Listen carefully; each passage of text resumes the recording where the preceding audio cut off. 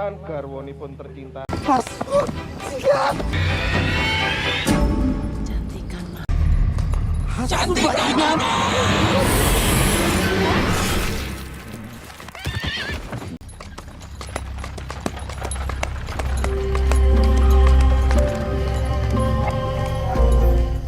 গুঞ্জন ছড়িয়েছে সে নারী অভিশপ্ত।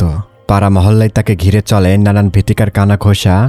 আপনারা হয়তো কখনো শুনে থাকবেন কিছু মহিলার স্বামী বাঁচে না, শোনা যায় বিয়ের কদিন পরই মারা গেছে স্বামী।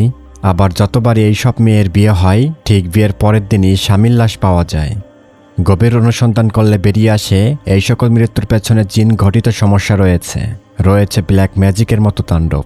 2019-এর ইন্দোনেশিয়ার পাদাং জেলায় এরকমই একটা ঘটনা ঘটেছিল। মীরা নাম করে একটি মেয়ের যতবারই বিয়ে হয় ততবারই তার স্বামীরা মারা যায়।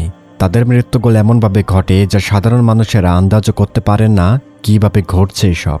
মীরা নামক মেয়েটাকে অভিশপ্ত অপায়া অপবাদ দিয়ে গ্রাম থেকে তাড়িয়ে দেওয়া হয়। কিন্তু অন্য এলাকায় যেও মেয়েটি বিয়ে করলে তার নতুন স্বামীও ভয়ঙ্করভাবে মারা যায়। এমনকি কোনো পুরুষ তার সাথে বিবাহ বহির্ভূত মিলন করলেও সেই পুরুষেরও মৃত্যু সুনিশ্চিত। তাহলে এই মেয়েটির সাথে কি এমন ঘটনা ঘটেছিল পূর্বে? তবে কি তার পরিবারের মধ্য থেকে আপনজনদের মধ্যে কেউ বা কারা তার উপর কালো জাদু করে এত বাজেভাবে তাকে ক্ষতিগ্রস্ত করে দিয়েছিল, নাকি সরাসরি শক্তিশালী ইফরিতের নজর পড়েছে মেয়েটার উপর? মোট কথা, কি এমন রহস্যময় ভয়ঙ্কর ব্যাপার ঘটে চলছে এই নারীর আত্মার সাথে? কথা বলছিলাম ইন্দোনেশিয়ান সত্য হরর থ্রিলার সিনেমা অভিশপ্ত বউ বা অভিশপ্ত বিয়ে। দারুণ সাসপেন্স এবং মাস্টার মাইন্ডের মুভির গল্পটা। তা চলুন আর বেশি কথা নাই, শুরু করা যাক এই মুভির ঘটনা প্রবাহ। মুভির শুরুতেই দেখি একজন বাবা তার মেয়েকে নিজের নতুন স্ত্রী এবং তার সৎ মেয়ের সাথে পরিচয় করিয়ে দিচ্ছে। এই লোকটার নাম ফয়েজ। মূলত ফয়েজ মীরার মাকে বিয়ে করে এনেছে আজ। এটা তার দ্বিতীয় স্ত্রী এবং তার প্রথম ঘরের মেয়ের সাথে পরিচয় করিয়ে দিচ্ছিল ফয়েজ তার দ্বিতীয় স্ত্রীকে। তবে ফয়েজের প্রথম ঘরের এই মেয়েটার পরিচয় আমরা জানতে পারবো আর একটু পরে, কারণ সেই ঘটনায় গুরুত্বপূর্ণ একটি অংশ। তবে এখানে ফয়েজের স্ত্রীর দ্বিতীয় মেয়ে বা মীরাকে দেখানো হয় না। এরপর গল্প আমাদের নিয়ে যায় 12 বছর পরের ঘটনায়। এই প্রথমবারের মতো দেখি মীরাকে। আজ তার জীবনের সবচেয়ে আনন্দের দিন, তার শুভ বিবাহ আজ। বিয়ের সাজে অপূর্ব সাজে সুন্দর লাগছিল মীরাকে। এই বিয়ের অনুষ্ঠানের জন্য গ্রামের এক প্রবীণ বৃদ্ধা মহিলা যার নাম এম্বা অর্সো, সে কিছু গ্রাম্য ঐতিহ্যবাহী আচার অনুষ্ঠান করছিল মীরার উপর। এখানে অর্সোর উদ্দেশ্য ছিল বিয়েটি শুভভাবে সম্পন্ন হওয়া এবং নবদম্পতির উপর যেন কোনো অশুভ শক্তির প্রভাব না থাকে। কিছু রিচুয়াল করছিল সে। তাহলে ধরতে পারেন এই মহিলা একজন হাস্যরসিক, তাই তো? কিন্তু না, সে মোটেও তুচ্ছ কোনো উদ্দেশ্য নিয়ে মীরার বিয়েতে আসছিল না। তার আগমন এই মুভির সবচেয়ে গোপন রহস্য। যাই হোক, মীরার বিয়ে হচ্ছিল এই গ্রামেরই সাধারণ একজন ছেলে আজিজের সাথে। এই হলো আজিজ। আজিজ তো সমাজ কল্যাণ পরিষদে কাজ করে, মানে আজিজ পেশায় আদমশুমারির কাজ করে থাকে। এদিকে আজিজের মা সহ আত্মীয় স্বজন সবাই মীরার সৌন্দর্যের প্রশংসায় মুগ্ধ। বলা বলি হচ্ছে আজিজ খুবই সুন্দরী একটি বউ পেয়েছে। অবশেষে শুরু হয় বিয়ের মূল অনুষ্ঠান। ইন্দোনেশীয় ও জাপানিজ রীতিতে একটি বিশেষ আচার অনুষ্ঠান পালন করা হয় এখানে, যেখানে বর একটি ডিম পায়ের নিচে ভাঙবে। তবে এই প্রথাকে নতুন দম্পতির জন্য শুভ মনে করা হয়। বিশ্বাস করা হয় এতে তাদের সংসারে খুবই শীঘ্রই সন্তান আসার সম্ভাবনা তৈরি হবে। কিন্তু ঠিক তখনই ঘটে অদ্ভুত একটি ঘটনা। আজিজ যখন ফুলের মধ্যে থাকা ডিমের উপরে পা দিয়েছিল, ওই ডিমটি ভাঙার সাথে সাথে দেখা যায় সেটি সম্পূর্ণ পচা। এতটাই দুর্গন্ধ বের হয়েছে যে উপস্থিত অতিথিরাও অস্বস্তিতে পড়ে যান। কিছু লোকজন এটাকে ঢের অশুভ বলেই ধরে নিয়েছিল। তবুও বিয়ে তো থেমে থাকে না। নিয়ম মেনে মীরা তার স্বামী আজিজের পা ধুয়ে দেয় ফুল দোয়া পানি দিয়ে। তবে পচা ডিমের ঘটনাটি দেখে আজিজের মা তো বেশ চিন্তিত হয়ে পড়েছিলেন। তার মনে হয় পচা ডিম হয়তো কোনো অশুভ সংকেত। তবে আজিজের বাবা বিষয়টিকে গুরুত্ব দিতে চায় না। তিনি বলে এটা শুধু ভুল করে খারাপ ডিম বেছে নেওয়ার ফল, এর সঙ্গে অমঙ্গলের কোনো সম্পর্ক নেই। আবার আজিজও মীরাকে আশ্বস্ত করে বলে এসব নিয়ে ভয় পাওয়ার কিছু নেই, এটা নিছকই কাকতালীয় ঘটনা। এইদিকে আত্মীয়দের মধ্যে কেউ কেউ ফিসফিস করে জানতে চায় আজিজের সঙ্গে মীরার পরিচয় হলো কিভাবে। তখন জানা যায় কাজের সূত্রে আজিজকে প্রায় বিভিন্ন মানুষের বাড়িতে যেতে হতো। সম্ভবত সেখানেই প্রথম মীরার সঙ্গে তার পরিচয় হয়েছিল। এই রাতেই, আজ তো বাসর রাত নামতেই শুরু হয় তাদের নতুন জীবনের প্রথম অধ্যায়। মীরার মুখে তখন একটি অন্যরকম সুখের হাসি ছিল। অনেকদিন পর সে অনুভব করতে পারে এবার হয়তো সে সত্যিকারের একটি নিজস্ব স্বাধীন পরিবার পেয়ে গেছে। কারণ সে তো দীর্ঘ যাবৎ সৎ বাবার সাথেই ছিল, সেখানে স্বাধীনভাবে সে বাঁচতে পারেনি। তাছাড়া আজিজও নিজের সুন্দর স্ত্রীকে পেয়ে বেশ খুশি আছে। মজা করে সে শুধু একটা অভিযোগ দেয় মীরা নাকি একদমই খাবার রান্না করতে পারে না। হেসে মীরা কথাটা স্বীকার করে সে জানায় রান্নাঘরের মশলা আর রান্নাবান্নার কাজের সঙ্গে তার কোনোদিনই শঙ্খ ছিল না। মানে সে কখনোই রান্নাঘরে যায়নি, তাকে যেতেই দেওয়া হয়নি। তাই মীরা বলে আমি সত্যি রান্না করতে পারি না। তবে মীরার এই কথা থেকে বোঝা যায় সে বেশ অহংকারী একটি মেয়ে ছিল। এজন্যই সে রান্নাঘরে যেত না, নিজের রূপের যদি কোনো ক্ষয়ক্ষতি হয় এজন্যই। কথা বলতে বলতে মীরার হঠাৎ একটি বিষয় চোখে পড়ে। সে জানতে চায় বিয়েতে এত মানুষ উপহার হিসেবে কলা নিয়ে এসেছে কেন। তখন আজিজও তাকে বুঝিয়ে বলে তাদের সংস্কৃতিতে কলা শুভ প্রতীক হিসেবে ধরা হয়। এটি সংসারের জন্য সুফল, প্রাচুর্য আর সুখ সমৃদ্ধির প্রতীক। কথা বলতে বলতে আজিজও একটি কলা ছিঁড়ে মীরার দিকে এগিয়ে দেয় দুষ্টুমি করে। এভাবে দুজনের খুনসুটি আর হাসি আনন্দের মধ্যেই তাদের বাসর রাতটা কেটে যায়। পরের দিন সকালে ঘুম থেকে উঠে মীরা দেখে আজিজ বাড়িতে নেই। টেবিলের উপর রাখা একটি চিঠি থেকে সে জানতে পারে আজিজ ভোরেই কাজে বেরিয়ে গেছে, তার কাজের খুবই চাপ। তবে মীরা লক্ষ্য করে চিঠিতে কলা দিয়ে বানানো একটি রেসিপির নাম লিখে গেছে আজিজ। এটা মীরাকে বানাতে বলেছে, কাজ থেকে এসে খাবে। তবে আজিজের উদ্দেশ্য ছিল একটাই, মীরা যেন ধীরে ধীরে রান্না করা শেখে, একদিন যেন নিজের হাতে মীরা তাকে রান্না করে খাওয়ায়। এদিকে আজিজও তার কাজের জন্য একটি বাড়িতে জরিপ করতে এসেছিল। এখানে এক বৃদ্ধর সঙ্গে তার দেখা হয়। বৃদ্ধ জানায় সে একাই থাকে বাড়িতে, তার ছেলেমেয়েরা সবাই কাজের খোঁজে জাকার্তায় চলে গেছে। কথাটা শুনে আজিজও একটু অবাক হয়ে যায়, কারণ বৃদ্ধের পাশেই তো তার স্ত্রী বসে মুসকে মুসকে হাসছিলেন। তাহলে এই বৃদ্ধ একা কিভাবে আছে এই বাড়িতে? তবে আজিজের এই বিস্ময় চেহারা দেখে বৃদ্ধ হেসে বলে তার স্ত্রীর স্মৃতিশক্তি আগের মতো নেই। এর জন্যই আমার মাঝে মাঝে মনে হয় বাড়িতে আমি হয়তো একাই আছি। তার থাকা এবং অনুপস্থিত দুটোই একই বিষয়। কিন্তু এখানে একটি অদ্ভুত ঘটনা ঘটে। তবে আজিজ লক্ষ্য করে চোখের পলক ফেলানোর মাত্রই যেন এই বৃদ্ধা চলে গেল, তার অস্তিত্ব নেই এখানে, কিভাবে যেন অদৃশ্য হয়ে গেল, যেন মুহূর্তের মধ্যে সে বাতাসে মিলিয়ে গেল। অন্যদিকে মীরা ঘরে বসে সাজগোজ করছিল স্বামীর জন্য, কিন্তু হঠাৎ কেউ তার কাঁধে হাত রাখতে দারুণ চমকে ওঠে মীরা। একটি ঠান্ডা শীতল হাত। তবে পেছন ফিরে তাকাতে কাউকে দেখতে পায় না। আবার ঘরের দরজা তো বন্ধ। বিষয়টা নিজের চোখের বা ভাবার ভুল মনে করে মীরা। এরপর আবার দৃশ্য ফিরে আসে আজিজের দিকে। এবার আজিজ আরেকটি বাড়িতে জরিপের কাজে যায়। ঘরের ভেতরে ঢুকে বাড়ির মালিক লাসমি তাকে বসার ঘরে অপেক্ষা করতে বললে, এই লাসমিকে মনে রাখবেন। এর কিছুক্ষণের ভেতর লাসমির কণ্ঠ ভেসে আসে ভেতর থেকে। সে জানায় রেডিওটা নাকি ঠিকমতো চলছে না, তাই একটু ধাক্কা দিয়ে ঠিক করে দিতে। তবে আজিজ কোনো সন্দেহ না করে এই রেডিওটা ঠিক করার চেষ্টা করছিল চড়থাপড় দিয়ে। কিন্তু আজিজ অনুভব করে লাসমি কখন যে তার একেবারে পাশে এসে দাঁড়িয়েছে সে বুঝতেই পারেননি। এদিকে বাড়িতে মীরা প্রথমবারের মতো কলার পকোড়া বানানোর চেষ্টা করছে। ঠিক তখনই হঠাৎ করে ঘরের লাইট তো কয়েকবার জ্বলে নিভে ওঠে। তার নজর চলে যায় জানালার বাহিরে। সে দেখে একজন লোক বাড়ির সামনে দিয়ে হেঁটে যাচ্ছে। মীরা ডাক দিতে লোকটি জানায় সে বিদ্যুৎ অফিস থেকে এসেছে মিটারের লাইন পরীক্ষা করতে। এদিকে লাসমি হঠাৎ আজিজকে একটি অদ্ভুত প্রশ্ন করে বসে, বলুন তো আপনার স্ত্রী বেশি সুন্দর নাকি আমি? আজিজ বিন্দুমাত্র দ্বিধা না করে উত্তর দেয়, অবশ্যই আমার স্ত্রী সুন্দরী। তবে কথাটা শেষ করতে লাসমির চেহারা ভয়ঙ্করভাবে বদলে যায়। মুহূর্তের মধ্যে সে একটি বিভীষিকাময় শয়তানের রূপ ধারণ করে। আজিজ এটা থেকে একেবারে হতভম্ব হয়ে যায়। এটা আবার কি? ভয়ে আজিজ তো প্রাণ পরে দৌড়ে বাড়ি থেকে বেরিয়ে এসেছিল। তবে আজিজ বাইরে এসে বুঝতে পারে যেটাকে এতক্ষণ সে বাড়ি ঘর মনে করেছিল সেটি আসলে বহুদিনের পরিত্যক্ত একটি খালি বাড়ি। তবে আপনারা এই বাড়িটাকেও মনে রাখবেন। তাহলে আজিজের সাথে ভয়ঙ্কর একটি রহস্যময় ঘটনা ঘটে গেল। সে তো ভয়ে নিজের সকল জিনিসপত্র এমনকি মোবাইল হিসাবের খাতা ওই বাড়িতে ফেলে পালিয়ে বের হয়েছিল। এদিকে মীরা দেখে আবারও একজন লোক এসেছে বিদ্যুৎ অফিস থেকে। মীরা এবারও জিজ্ঞাসা করতে এই লোকটি গম্ভীর স্বরে আবারও একই কথা বলে, সে নাকি বিদ্যুতের মিটার পরীক্ষা করতে এসেছে। এতে মীরা সন্দেহ জাগে, কারণ একই কাজের জন্য আগেই তো একজন এসেছিল কিছুক্ষণ আগে। মীরা লোকটিকে জিজ্ঞাসা করে বারবার আসছেন কেন, কিন্তু লোকটি কোনো উত্তর দেয় না। সে শুধু নিঃশব্দে দাঁড়িয়ে আছে নিতর হয়ে। তবে মীরা যখন ঘরে বাইরে যায় মীরা দেখে মুহূর্তের মধ্যে লোকটা তার ভয়ঙ্কর রূপ ধারণ করে মীরার দিকে দৌড়ে আসছিল। মীরা তো আচমকা এটা দেখে খুবই ভয় পেয়ে যায়।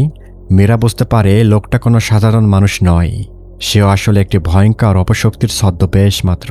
ভয়ে মীরা তো দৌড়ে ঘরের ভেতরে ঢুকে দরজা বন্ধ করে দিয়েছিল। তার তো ভয়ে কাঁপুনি উঠে গেছে। মীরা কাঁপতে কাঁপতে তার স্বামী আজিজকেও ফোন করে দেয়, কিন্তু ফোনটা তো কেউ ধরে না। তাছাড়া ভয়ে পালানোর সময় আজিজও তার মোবাইলটা সে পরিত্যক্ত বাড়িতেই ফেলে এসেছিল। এদিকে আজিজ তো ভীষণ ভয় পেয়ে আছে, তার জীবন বাঁচাতে সে দৌড়ে যাচ্ছে লোপাতারি। আজিজও একটি পুরানো ভগ্ন ফিরাই বাড়ির সামনে এসে পৌঁছায়। দীর্ঘ সময় দৌড়ানোর পর সে একেবারে ক্লান্ত হয়ে পড়েছিল, শরীর একেবারেই চলছে না। তাই কিছুক্ষণ বিশ্রাম নেওয়ার জন্য বাড়িটার ভেতরেই বসে পড়ে আজিজ।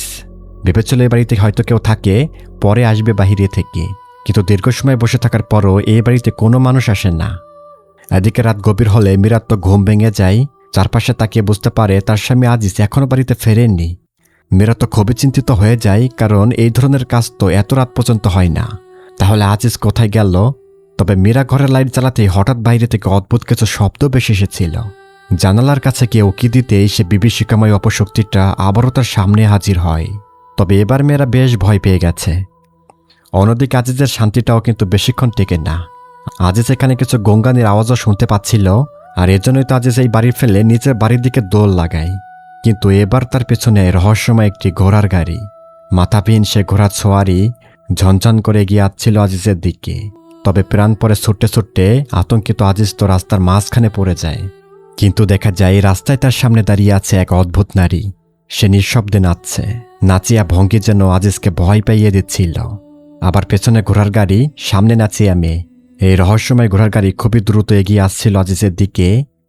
একদিকে মৃত্যুদূত মাথাবিহীন ঘোড়ার গাড়ি, অন্যদিকে সেই রহস্যময় নাচিয়া নারী।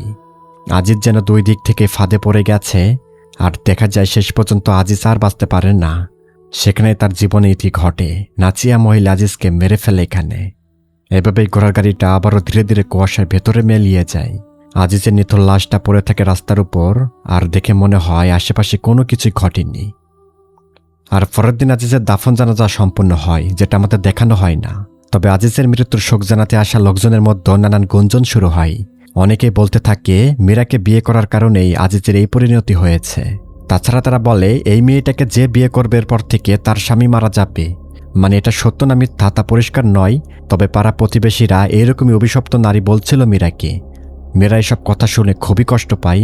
একে তো তার স্বামী মারা গেছে, আবার মানুষের এই ধরনের অপবাদ তাকে একেবারে জীবন্ত মেরে ফেলছিল। এখানে আজিজের মা তখন বিয়ের দিনে সেই পচা টিমের ঘটনাটা মনে করে কান্নায় ভেঙে পড়ে।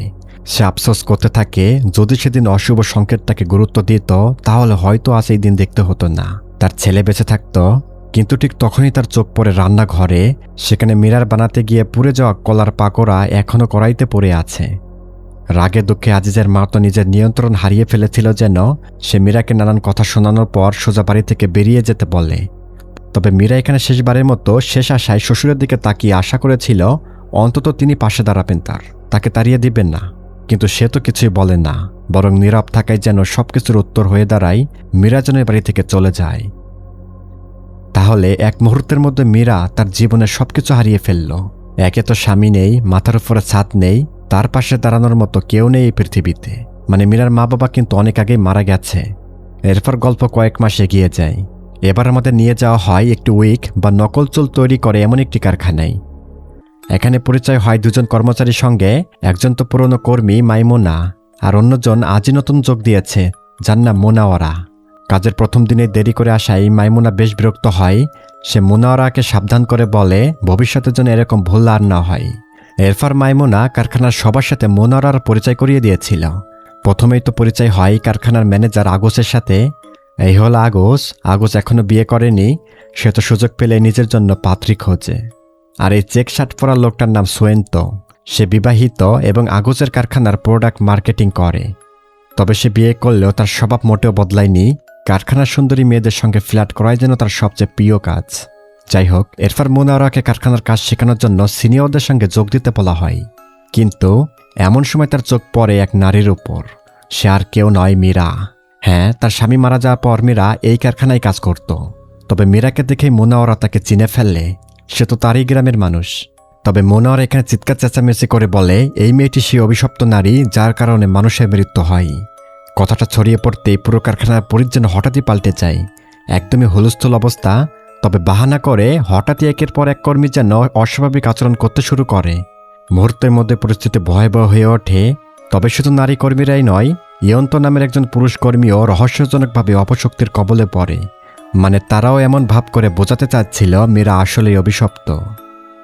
এই ঘটনার পর আগোস নিজেই মীরাকে বাড়ি পৌঁছে দেয়।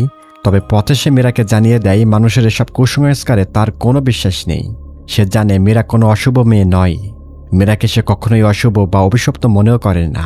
মীরার মনটা একটু ভালো করার জন্য আগোস তাকে গ্রামের একটি ছোট খাবারের হোটেলে নিয়ে যায়। তবে হোটেলে এসে প্রথমবারের মতো মীরার চোখাচোখি হয় বানার সঙ্গে। বানা এই হোটেলেরই মালিক। এভাবেই খানাদানা খাওয়ার সময় মীরা খুব শান্ত গলায় আগোসকে জিজ্ঞাসা করে সবাই আমাকে কেমন অভিশপ্ত অপায়া বলছে। সেটাই যদি সত্য হয় তাহলে আগোস কি করবে। তবে আগস্ট একটু না ভেবে উত্তর দেয়, আমি এসবে বিশ্বাস করি না, আর সত্য হলেও আমি ভয় পাব না। এরপর একটু হাসতে হাসতে সে নিজের মনের কথাটা বলে ফেলে, অনেক দিনের পরিচয়ের কথা মনে করিয়ে জানাই তাদের দুজনের একসঙ্গে জীবন কাটানোই হয়তো সবচেয়ে ভালো হবে। আগস্ট ওয়াদা দেয় মীরার জীবনের সব দায়িত্ব সে নিতে প্রস্তুত, মানে মীরাকে বিয়ের প্রস্তাব দিচ্ছে।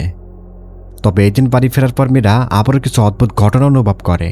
সে দেখতে পায় একজন অচেনা লোক তার বাড়ির সামনে এসে দাঁড়িয়েছে। লোকটি দরজায় করাও না রে।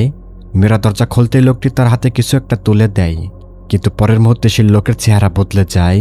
সে যেন আর কেউ নয়, তার মৃত স্বামী আজিজের ভয়ঙ্কর প্রতিচ্ছবি। মীরা ভয়তো চিৎকার করে উঠেছিল। তারপর দেখা যায় এই পুরো ঘটনাটাই ছিল মীরার দুঃস্বপ্ন, মানে স্বপ্নে এসে কোনো একটি সত্তা তাকে ভয় দেয়। তবে সকালের ঘুম ভাঙতেই বাস্তবে যেন আরও একটি বিপদ তার সামনে এসে দাঁড়ায়। এই সকালে কারখানায় মীরা যখন কাজে গিয়েছিল, তখন কারখানার কর্মীরা এবার মীরাকে কাজ থেকে বের করে দিতে চায়। তাদের বিশ্বাস মীরা থাকলে সবারই অমঙ্গল হবে। এ সময় সুয়েন্তে এসে পরিস্থিতি শান্ত করার চেষ্টা করে এবং সবাইকে থামায়।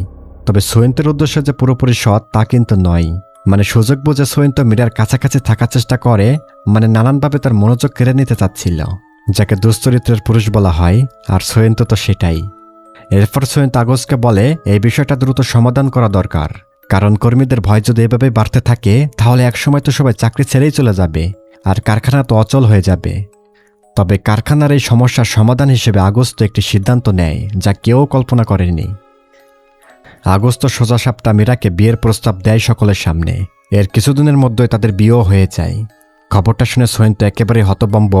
আসলে সোয়েন্ত ভেবেছিল আগস্ট অন্য কোনো উপায়ে কর্মীদের এই সমস্যা মেটাবে, কিন্তু সমাধান হিসেবে সে যে নিজেই মীরাকে বিয়ে করবে এটা তার চিন্তা তো আসেনি। এভাবেই একদিন দেখা যায় রাত নামতেই বাড়ির বাইরে শীতলতা যেন বাড়তে শুরু করে। আগস্ট তার ভালোবাসার কিছু মুহূর্ত কাটাতে মীরার কাছে এগিয়ে আসে, কিন্তু ঠিক তখনই ঘরের দেওয়ালে ঝোলানো ক্যালেন্ডারের পাতা যেন হঠাৎই নিজে থেকে উলটপালট হচ্ছিল।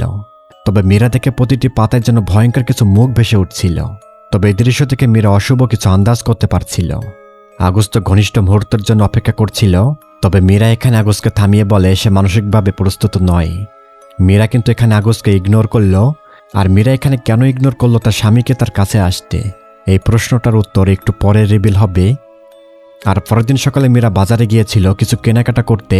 এখন তো সে আগস্টের স্ত্রী, টাকা পয়সার কোনো অভাবও নেই, আর সমাজে তার একটি মর্যাদাও রয়েছে। এখন এখানে একজন বৃদ্ধা সবজি বিক্রি করছিল, মীরা তার কাছ থেকে কেনাকাটা করে। তাছাড়া মীরা তার কাছ থেকে লোদে নামক এক ধরনের সুস্বাদু খাবার রান্নার রেসিপি শিখছিল। বৃদ্ধা তাকে শিখিয়ে দিচ্ছিল যে এইভাবে রান্না করবে। এখানে বৃদ্ধা মুচকি হেসে একটা টিপসও দেয় যে রান্নাই করো না কেন একটু বেশি রসুন দিলে স্বাদ অনেকটা বেড়ে যায়। কিন্তু আশ্চর্যের বিষয় হলো রসুনের নাম শুনতেই মীরার মুখের অবয়ব যেন বদলে যায়। সে রসুন কিনলো, পরে চুপি চুপি তা ফেলে দেয়। কেন সে রসুন এড়িয়ে চলে তার কোনো ব্যাখ্যা এখন পর্যন্ত পাওয়া যায় না। আজ রাতে মীরা নিজের হাতে রান্না করা লোদে খাবার আগস্টের সামনে পরিবেশনও করেছিল। খাবার মুখে দিয়েই তো আগস্ট বুঝতে পারে রান্নাটা তেমন একটা ভালো হয়নি, তবুও সে স্ত্রীর মন ভাঙতে চায় না, তাই মুখে হাসি রেখে বলে রান্নাটা বেশ ভালোই হয়েছে। তবে আগস্ট হাসতে হাসতে বলেই ফেলে মনে হয় কোনো একটা মশলা দিতে ভুলে গেছ, তাই স্বাদটা যেন কেমন জমেনি। তবে আগস্ট তার স্ত্রীকে খুশি করতে বলে আমরা একসঙ্গে খেলে স্বাদটা যেন এমনিতেই ভালো হয়ে যায়। দেখা যায় আগস্ট আবারও তার স্ত্রীর সাথে ঘনিষ্ঠ হতে চাচ্ছিল, কিন্তু মেয়ের আগের মতোই তাকে থামিয়ে দেয়, ইগনোর করে। সে জানায় সে এখনও মানসিকভাবে প্রস্তুত নয়। বিষয়টা আগস্টকে বেশ ব্যথিত করে, মন কিছুটা খারাপ হয়। পরের দিন গল্পের ফোকাস যায় লাসমির দিকে। দেখা যায় বাজার থেকে ফিরে এসেছে লাসমি, তার মেয়ের জন্য লুডুস রান্না করছিল। আচ্ছা, লাসমির আর একটি নাম হলো পুতি, আমরা তাকে পুতি বলে ডাকবো। পুতি তো কিচেনে রান্না করছিল, ঠিক তখনই দরজায় কড়া পড়ার শব্দ শোনা যায়। দরজা খুলতেই পুতি দেখে বাইরে দাঁড়িয়ে আছে মীরা, তার ছোটবেলার সৎ বোন। তাহলে এই পুতি হলো মীরার সৎ বোন। তবে দুজনের সম্পর্ক যে মোটেও ভালো নয় সেটা তাদের কথাবার্তাতে স্পষ্ট বোঝা যায়। অতীতে নিশ্চয়ই এমন কিছু ঘটেছিল যার কারণে তাদের দূরত্ব আজও কাটেনি। মীরা অবশ্য কোনো ঝগড়া করতে আসেনি আজ। তাহলে অতীতে এই দুজনের মধ্যে কী ঘটেছিল, কী কারণে তাদের এত গভীর বিচ্ছেদ হয়েছে সেটা আমরা পরে জানব। তবে মীরা কিন্তু আজ কোনো ঝগড়া করতে আসেনি এখানে মীরা শুধু তাদের করা পুরানো অন্যায়, ভুল, সকল ধরনের সবকিছু ভুলে সম্পর্কটা নতুন করে শুরু করতে চেয়েছিল। মীরাও বলতে এসেছে সে বিয়েও করেছে, কিন্তু পুতি মীরার কথা একেবারেই গুরুত্ব দেয় না। পরিস্থিতি বুঝে মীরাও আর জোরাজোরি করে না, মানে পুতি এখানে মীরার কোনো কথাই শুনতে চাচ্ছিল না, তাকে একদমই পাত্তা দিচ্ছে না। এজন্য পুতিকে ধন্যবাদ জানিয়ে সেখান থেকে বেরিয়ে যায় মীরা।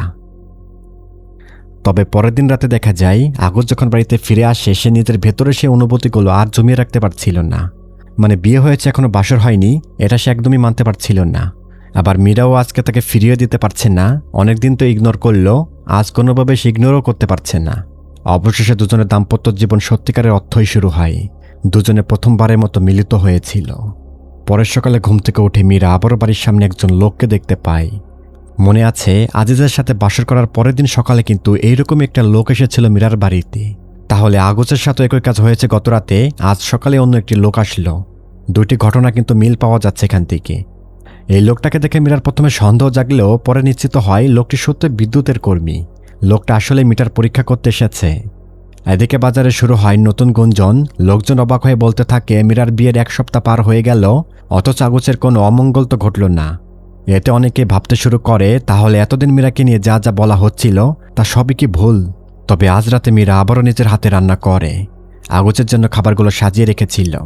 স্ত্রীর সুলভ আচরণ, তবে রান্না তো আজও মুখে নেওয়ার মতো নয়, বাজে হয়েছে। এদিকে আগস্ট তখনও কারখানায় ওভারটাইম করছিল। খানিক পরেই তো সে বাড়িতে ফিরে যাবে। অন্যদিকে মীরা তো খুবই চিন্তায় আছে, রান্না তো আজও ভালো হয়নি, আগস্ট তো এই রান্না খেতেই পারবেন না। এর জন্য মীরা কিছু খাবার কিনতে আবারও বান্নার হোটেলে গিয়েছিল। এদিকে গভীর রাত হলে আগস্ট বাড়ির উদ্দেশ্যে রওনা করে দেয়। তবে পথে হঠাৎ তার সামনে একটি ঘোড়ার গাড়ি এসে পড়ে। দেখে কি চিনতে পারছেন? এটা তো সেই ঘোড়ার গাড়ি যেটার খপ্পরে কিনা মীরার প্রথম হাজবেন্ড আজিজ পড়েছিল। আজিজের গাড়ি ঠিক সামনেই ছিল ঘোড়ার গাড়িটা, খুবই ধীরে ধীরে চলছিল। আগস্ট বারবার হর্ন বাজিয়েও কোনো লাভ হয় না, ওই গাড়িটা কোনোভাবে সাইড দিচ্ছে না। কিন্তু ঠিক সেই সময় হঠাৎ বিকট শব্দে তার গাড়ির একটি চাকা যেন ফেটে যায়। এদিকে মীরার শরীরে তো অস্বস্তি শুরু হয়। তার মনে হতে থাকে আবারও যেন কোনো অশুভ শক্তি তার কাছে চলে এসেছে। আজিজের মৃত্যুর রাতেও কিন্তু মীরা এইভাবেই ছটপট করছিল। এদিকে আগস্ট গাড়ি থেকে নেমে দেখে তার গাড়ির চাকার নাট খুলে নিচে গড়িয়ে গেছে। সে গাড়ির নিচে হাত ঢুকিয়ে নাটটা খুঁজতে শুরু করতেই হঠাৎই কোথা থেকে একটি কালো হাত যেন তার হাত চেপে ধরে। ঠান্ডা একটি লোমশ হাত, এবং পরের মুহূর্তে সে অশুভ শক্তি তাকে গাড়ির সঙ্গে বারবার আছাড় মারতে শুরু করে। এখানে আগস্ট তো ভয় পেয়েছে, সাথে তো ব্যথাও পাচ্ছে। ভয়ঙ্কর এই মুহূর্তে ঘটনাস্থলে আগস্টের মৃত্যু হয়। এদিকে মীরা অসুস্থ হয়ে পড়েছে। বানা বিষয়টা লক্ষ্য করেছে। এজন্য বানা মীরাকে সাথে করে তার বাড়িতে পৌঁছে দিচ্ছিল। তারা তো এই রাস্তা দিয়ে যাচ্ছিল বাড়ির দিকে। তবে পথে যেতে যেতে তারা দেখতে পায় সামনে অনেক লোকজন জড়ো হয়ে আছে। কাছে গিয়ে মীরা বুঝতে পারে এখানে দুর্ঘটনা ঘটেছে।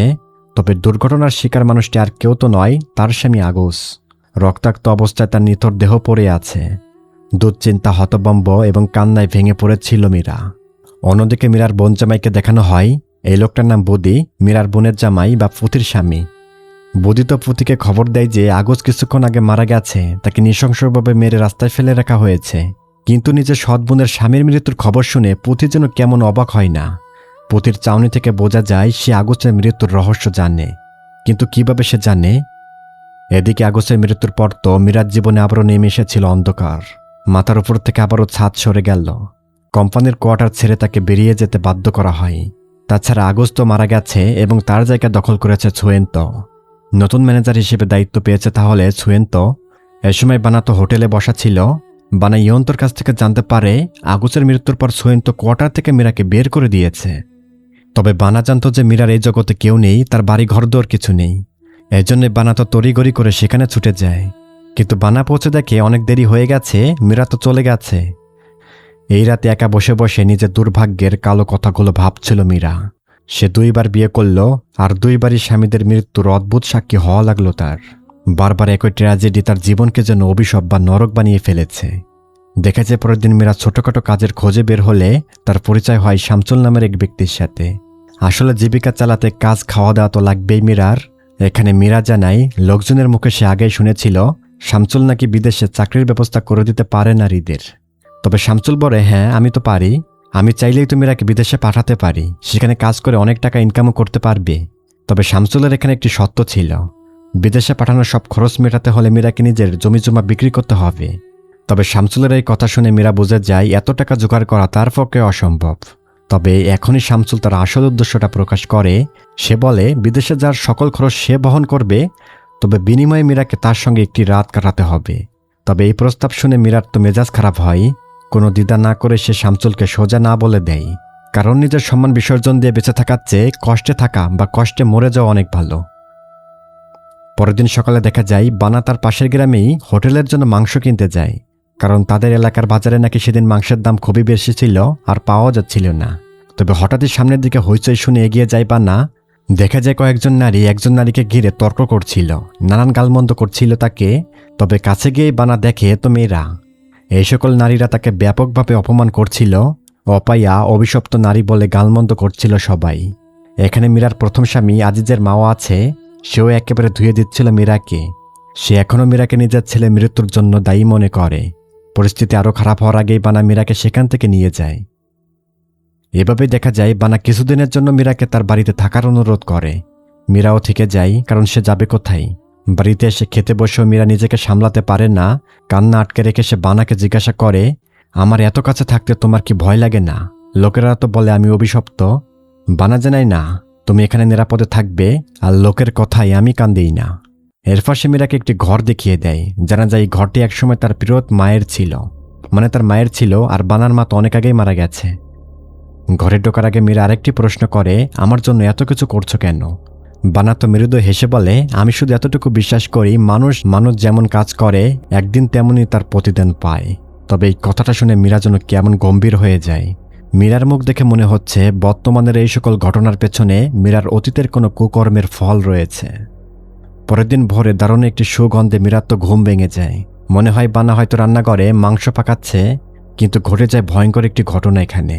ঘর থেকে বেরিয়ে অবাক হয়ে গেছে মীরা। বানা একদিকে রান্নাঘরে রান্নাও করছে, আবার অন্যদিকে ঘর ঝাড়ু দিচ্ছে। দুই স্থানে একই সময় বানা, কিন্তু পরক্ষণে সবকিছু যেন মিলিয়ে যায়। মানে মীরা বুঝতে পারে এটাও ছিল তার আরেকটি দুঃস্বপ্ন। তবে মীরা জানতো তার দুঃস্বপ্নগুলো তো বাস্তবে রূপ নেই। এভাবেই মীরা যে বানার সাথে গল্প করে, গল্প বলতে বলতে মীরা তার অদ্ভুত স্বপ্নগুলোর কথা বলে। মীরা জানাই প্রায় প্রতি রাতেই তার মৃত স্বামীদের বিকৃত রূপ তার স্বপ্নে ফিরে আসে। তাকে তীব্র ভয় দেখানো হয়। আমি জানি না এই সকলের মানে কি। মীরার কথা শুনে বানা নিজের জীবনের কথাও বলতে শুরু করে এখানে। সে বলে পবিত্র কোরআনে জাদুটোনা বা তাবিজ কবজের অস্তিত্ব অস্বীকার করা হয়নি, বরং সেখানে বহুবার জাদুর কথা উল্লেখ করা হয়েছে। এরপর কিছুক্ষণ চুপ থেকে বানা বলে, শুধু তুমি নও, আমিও আমার অতীতের স্মৃতি থেকে আজও পর্যন্ত মুক্তি পাইনি। এবার বানা বলতে থাকে সিরিয়াস হয়ে, একসময় আমি ভাগ্য বদলানোর আশায় জাবায় চলে এসেছিলাম। তখন খুবই গরিব ছিলাম। তখন মনে হয়েছিল এই শহরই হয়তো আমার জীবন বদলে দিবে। জাবায় আসার পর আমার ব্যবসা ভালোই চলছিল, সবকিছু ঠিকঠাকই ছিল। কিন্তু একসময় যখন নিজের শহর পাদাঙে ফিরে আসলাম, মানে বর্তমান যেখানে আছে এখানে ফিরে আসলাম, এখানে আসার পর বানা তার মাকে মৃত অবস্থায় পেয়েছিল এই ঘরের ভিতরে। সেদিন পর থেকে যেন একের পর এক দুর্ভাগ্য বানার জীবনকে ঘিরে ধরল। আর শেষ পর্যন্ত বানা এই হোটেল চালিয়ে জীবনযাপন করে যাচ্ছে। এখানে বানা মীরার দিকে তাকিয়ে বলে, তুমিও একবার তোমার নিজের অতীতের মুখোমুখি হও, মানে অতীতগুলো মনে করো। মানে তোমার সাথে অতীতের কেউ হয়তো কালো জাদুর এবং কুফরি করেছে। বানা বলে, মনে করো মীরা, কে হতে পারে? অতীতের কোন দিন বা কোন ঘটনা তোমার সন্দেহ মনে হচ্ছে? হয়তো সেখানে সব প্রশ্নের উত্তর লুকিয়ে আছে। মনে করার চেষ্টা করো, ঠিক কোন দিন থেকে তোমার জীবনটা এরকম ছন্ন ছাড়া হয়ে যেতে শুরু করলো। বানার কথায় মীরার হঠাৎ এম্বা অর্চর কথা মনে পড়ে যায়। এম্বা অর্চ সেই নারী যে মীরাকে সাজিয়ে দিয়েছিল, মীরার ওপর রিচুয়াল করেছিল। মানে বিয়ের দিন অর্চ মীরাকে সাজিয়ে এবং নানান আচার অনুষ্ঠান করেছিল, কিন্তু মীরার উপর আমরা দেখেছিলাম। এখন মীরার সন্দেহ হয় তার জীবনে শুধু বিয়ের ওই দিনই অর্চ নামের ওই মহিলাটা তার সাথে অদ্ভুত কিছু করেছিল। এবার বানা বলে, হয়তো তোমার সাথে কালো জাদু করা হয়েছে। আর এভাবে সকল রহস্য জানার জন্য মীরা তো এখনই অর্চর বাড়িতে চলে যায়। দেখা যায় মাত্র কয়েক মাসের ব্যবধানে অর্চর অবস্থা পাল্টে গেছে, একেবারেই ভেঙে পড়েছে, বৃদ্ধা হয়ে গেছে। আগের মতো নাকি কবিরাজও করেন না, আবার বউ সাজানোর কাজও করতে পারেন না। তাছাড়া বর্তমানে মানুষের সাহায্য সহযোগিতায় তার নাকি জীবন কাটে। এখানে মীরা তার সব ঝামেলার কথা খুলে বলে। মীরা জানায় একের পর এক বিপর্যয় তার জীবন থেকে সকল সুখ কেড়ে নিয়েছে। বিয়ে করলেই তার তো স্বামী বাঁচে না, এমনকি তার সাথে কেউ দৈহিক মিলন ঘটালেও সেও মারা যাচ্ছে। মীরার জীবন একেবারে জাহান্নাম হয়ে গেছে। তবে অনেকক্ষণ নীরব থাকার পর অবশেষে অর্চ সত্যিটা প্রকাশ করে এখানে। অর্চ জানায় 2 বছর আগে এক নারী তার কাছে এসেছিল একটি বিশেষ উদ্দেশ্য নিয়ে। সেই নারীর নাম পুতি, মানে মীরার সৎবোন। পুতি চেয়েছিল মীরার জীবন চিরদিনের জন্য ধ্বংস হয়ে যাক। পুতি কোনোভাবে মেনে নিতে পারছিল না যে মীরা সুখে থাকুক বিয়ে শাদী করে। অর্চ জানাই, পুতি আমাকে টাকা দিয়েছিল কিছু, এবং আমি পুতির কথা মতো মীরার উপর শক্তিশালী একটি জিনকে চালান করে দিয়েছিলাম। আর মীরাকে বউ সাজানোর সময় অর্চ মীরার উপর ব্ল্যাক ম্যাজিক করে দিয়েছিল, একটি ইফরিত জিনকে লাগিয়ে দিয়েছিল। তবে পুতি কিন্তু ব্ল্যাক ম্যাজিকটা এভাবেই করতে চেয়েছিল যে মীরা যার সাথে দৈহিক মিলন ঘটাবে, কালো জাদুর ইফরিত জিন সেই পুরুষকেই মেরে ফেলবে। এর ফলে মীরা কখনোই স্বামী সংসার করতে পারবে না। বেওয়ারিশ ছন্নছাড়া হয়ে জীবন পার করবে মীরা, এটাই হলো পুতির উদ্দেশ্য। তাছাড়া এই কালো জাদুর সাথে চুক্তি করার সময় পুতি 5টা নরবলি করেছিল। পুতি নাকি 5 জন মানুষকে বলি করেছিল। সবকিছু শুনে মীরা একেবারেই ভেঙে পড়েছিল এখানে। তবে অর্থ জানাই, আমার শরীরটা একেবারে ভালো না। তাছাড়া আমি চাইলেও তোমার উপর থেকে এই জাদুটোনা কাটাতে পারবো না। মানে মীরার উপর থেকে এই কালো জাদুর প্রভাব কাটানো কখনোই সম্ভব না। মীরা কখনোই কল্পনাও করতে পারেনি নিজের সৎবোন তার এত বড় সর্বনাশের কারণ হতে পারে। এদিকে অন্য দৃশ্যে দেখা যায় পুতির হাজব্যান্ড বদি পুতির কাছে বলে যে তাকে 2 রাতের জন্য বাইরে যেতে হবে, কারণ ব্যবসায়িক পার্টনারের সঙ্গে নাকি তার জরুরি দেখা করার কথা। এর পরের দৃশ্যে দেখা যায় মীরা একদিন রাস্তা দিয়ে হেঁটে যাচ্ছিল, তবে হঠাৎ পেছন থেকে কেউ তার মাথায় জোরে আঘাত করে। মুহূর্তের মধ্যে মীরা অজ্ঞান হয়ে মাটিতে লুটিয়ে পড়েছিল। তবে মীরা অচেতন হওয়ার আগে এক নজর দেখেছিল যে আক্রমণকারী আর কেউ নয়, সোয়েন্ত। দেখে যায় সোয়েন্ত মীরাকে তুলে নিয়ে একটি পরিত্যক্ত গুদামে নিয়ে গিয়েছিল তাদের কারখানার। সেখানে মীরার উপর তো ভয়ঙ্কর নির্যাতন চালানো হয়। মানে সোয়েন্ত মীরাকে রেপ করে এখানে। তার দীর্ঘদিনের বাসনা ছিল এটা। তবে চেতনা ফিরে পাওয়ার পর মীরা কান্নায় খুবই ভেঙে পড়েছিল যে, কারণ সে বুঝতে পেরে গেছে তার সঙ্গে একটি জঘন্য অপরাধ করা হয়েছে। তার জীবন একেবারে জাহান্নাম, তার উপর তার সাথে এই ধরনের কাজ করলেও মীরা আসলে খুবই ভেঙে পড়েছিল। এদিকে সোয়েন্ত বাড়ি ফিরে সে স্বাভাবিকভাবে স্ত্রীকে চা বানিয়ে দিতে বলে, কিন্তু দেখা যায় ঘরের টেলিভিশনটা যেন নিজে থেকে চালু হয়ে গেল, কেমন যেন ঝিরঝির করছিল। তবে লক্ষ্য করা যায় তার স্ত্রীর জন্য বিরক্ত হয়ে গেছে এবং সে এসে টিভিটাকে কয়েকবার চড়থাপড় দিয়ে ঠিক করার চেষ্টা করছিল দাঁড়িয়ে। তবে এখানে তার স্ত্রীর চেহারা কিন্তু দেখা যাচ্ছে না। কিন্তু হঠাৎই সোয়েন্তর বুকের ভেতর যেন কেমন অস্বস্তি কাজ করতে শুরু করে, কেমন যেন অস্বস্তি বা দম বন্ধ বন্ধ লাগছিল। তবে এভাবে সোয়েন্ত যখন শোয়ার জন্য খাটের দিকে যায়, মানে রুমের ভিতরে যায়, রুমের ভেতরে ঢুকেই দেখা যায় তার স্ত্রী নামাজ পড়ছে এখানে। সোয়েন্ত ভাবে তাহলে টেলিভিশনের কাছে ওই অবয়বটা কে ছিল। এই চিন্তা করে সোয়েন্ত কিন্তু খুবই ভয় পেয়েছিল এখানে। আবার দেখা যায় এখানে মুহূর্তের মধ্যে তার স্ত্রী পরিচিত মুখটা ভয়ঙ্কর রূপ ধারণ করে। বুঝতে আর তো বাকি থাকে না এটা তার স্ত্রী নয়, বরং এক ভয়ঙ্কর সত্তা। সোয়েন্তকে এখানে শেষ করা হয়। আসলে সোয়েন্ত কিন্তু মীরার সাথে মিলিত হয়েছিল শারীরিকভাবে। এজন্যই চুক্তিমতো কালো জাদুর ইফরিত জিনে সোয়েন্তকে একদমই ধ্বংস করে দিল। কারণ মীরার সৎবোন পুতি তো এভাবেই ব্ল্যাক ম্যাজিক করেছিল যে সোয়েন্ত তাহলে মারা গেল। এরপর আর বেশি কিছু দেখানো হয় না, সিন কাট করা হয়।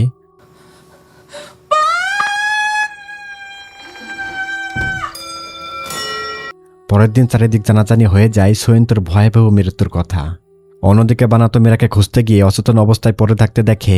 তবে বানা কিন্তু মীরাকে এখান থেকে বাড়িও নিয়ে আসে, কিছুটা সেবা যত্ন করতে থাকে। আরও একদিন পরের ঘটনা। আজ সকাল ঘুম থেকে উঠে বানা দেখে মীরা নেই, শুধু একটি চিরকুট রেখে মীরা বিদায় জানিয়ে চলে গেছে। তবে চিরকুটে মাত্র এইটুকুই জানা যায় যে মীরা তার বাড়িতে ফিরে গেছে, যেখানে তার জীবনের প্রথম অন্ধকারের শুরু। যে বাড়িতে সে সৎ মেয়ের পরিচয় হিসেবে উঠেছিল, অর্থাৎ পুতিদের বাড়িতে। যদিও সে বাড়িতে এখন পুতিরা থাকে না। দেখা যায় বহু বছর ধরে পড়ে থাকা এই বাড়িটা একেবারে ধ্বংসস্তূপ হয়ে গেছে, একেবারে পরিত্যক্ত। এই বাড়িতে ছোটবেলায় প্রথম পুতির সঙ্গে তারা পরিচয় হয়েছিল।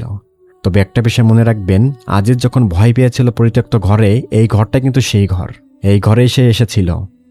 এরপর গল্প আমাদের নিয়ে যায় সেই অতীতে 12 বছর আগে, যখন মীরা এই বাড়িতে সৎ মেয়ে হিসেবে উঠেছিল। দেখা যায় ছোটবেলায় মীরা মোটেও কিন্তু নিরীহ ছিল না।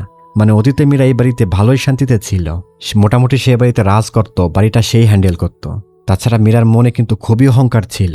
কারণ হলো পুতির চেহারা এবং চুলগুলো বেশ সুন্দরী ছিল তার চেয়ে। এজন্যই পুতি খুবই অহংকার করত বা হিংসা করত।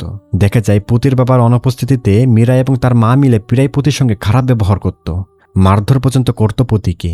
তাদের আচরণ অনেকটা রূপকথা সে নিষ্ঠুর সৎ মা আর সৎ বোনের গল্পের মতোই ছিল। এদিকে বর্তমানে বানা মীরাকে নিয়ে দুশ্চিন্তায় পড়ে যায়, কোথায় গেল না গেল। সে ঠিক করে যেভাবেই হোক মীরাকে খুঁজে বের করবে। এভাবেই বানা চলে গিয়েছিল আগসের সেই চুলের কারখানায়। বানা এখানে এসে মীরার চাকরির আবেদনপত্র থেকে তার পুরনো কিছু ঠিকানা সংগ্রহ করে। আর এভাবেই তো বানা চলে আসে সে পরিত্যক্ত বাড়ির ঠিকানায়। এটাই তো ছিল মীরার ঠিকানা। কিন্তু বানা দেখে তার আসার আগেই মীরা যেন চলে গেছে এখান থেকে।